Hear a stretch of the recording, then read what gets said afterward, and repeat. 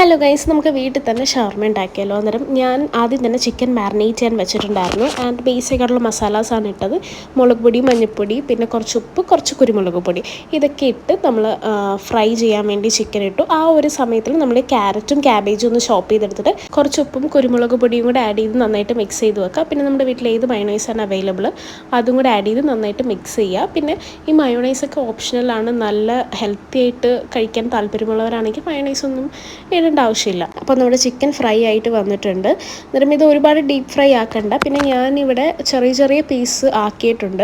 അതിനുശേഷം നമ്മൾ ക്യാരറ്റും ക്യാബേജൊക്കെ മിക്സ് ചെയ്ത് വെച്ചത് ആ ഒരു മിക്സ് ഇതിലോട്ടിട്ട് നന്നായിട്ട് മിക്സ് ചെയ്യുക. ഞാനിവിടെ കുബൂസാണ് എടുത്തിരിക്കുന്നത്. ഞാൻ പുറത്തുനിന്ന് മേടിച്ചതാണ് കേട്ടോ.